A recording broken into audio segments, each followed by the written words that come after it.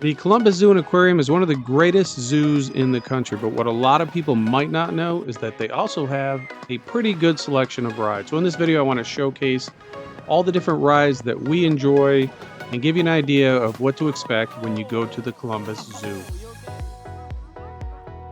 The Adventure Wheel is one of their newest additions, and unfortunately, it couldn't seat all 5 of us, but it was fine. We just split up and went 2 on one and 3 on the other, and it ended up being a lot of fun. This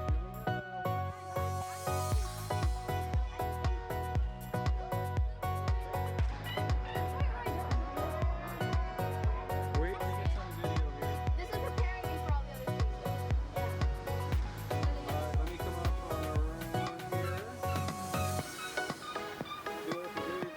me for all the other Let's look for your mother down there somewhere. She's down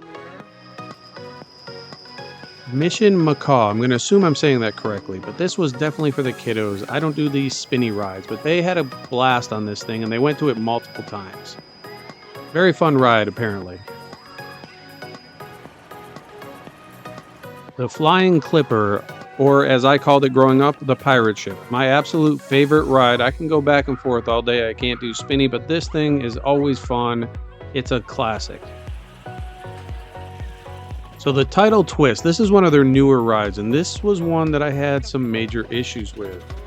I really thought this was going to be a lot smoother and a lot more fun, but what happened was it actually ended up being one of the roughest rides I'd ever ridden in my entire life. My family felt the same way, and the worst part about this ride was at the very end, the stop is abrupt and it's jolting. Now there are warning signs in front of you, as you can see there, it says the stop. It stops abruptly, but it's so abrupt that it actually hurt.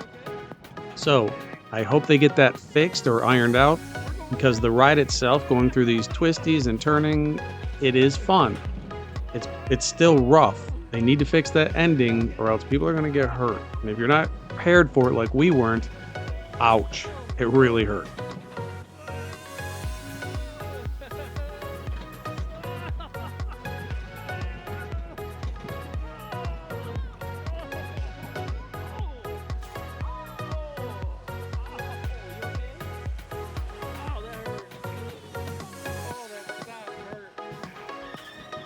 Falcon Fall is a lift 'em up and drop 'em ride, and it goes quick. It lifts you up with no warning, it drops you.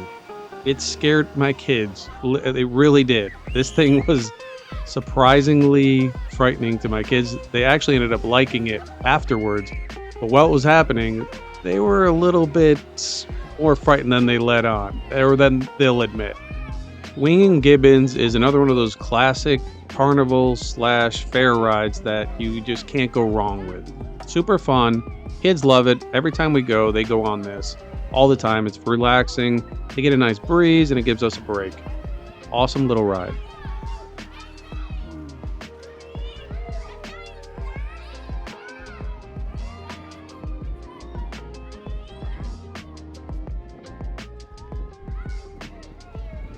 The Dinosaur Island boat ride. It's a very relaxing ride that takes about 4 to 5 minutes.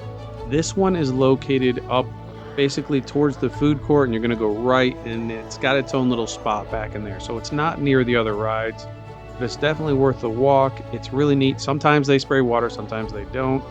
Sometimes you can get in quickly. It just depends on the time of year and how busy they are, but it's a great little relaxing boat ride that's really cool, and we've always enjoyed it.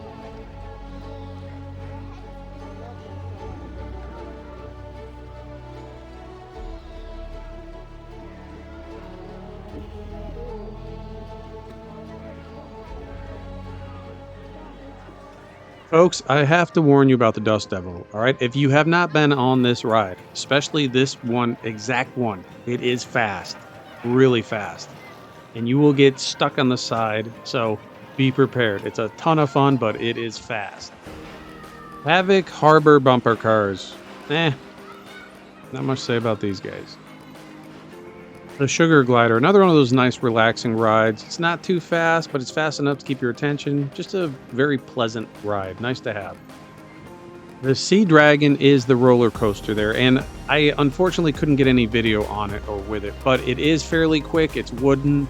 It's a lot of fun. That's one of our favorite rides by far. The kids love it. I like it. It's fast. The Grand Carousel is another one of those rides that's not with the other rides over at Adventure Cove, but it's definitely worth the walk, especially if you have real little ones.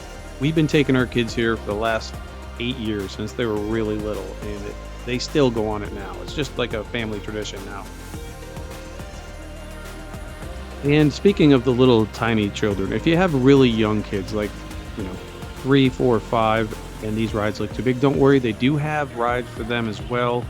They have a tiny toy train, and then they have Jack's teacups and some other little elephant thing that I don't have here. So there are rides for the really little kids too. These videos are of my kids back years ago on those rides, and they're still there. So they have them covered as well.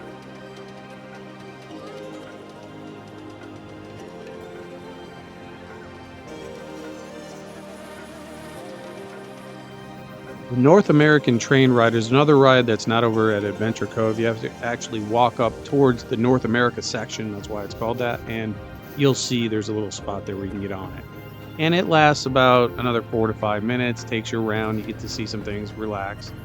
And it's just one of those really relaxing rides that even the little tiny ones can go on. And it's really pleasant.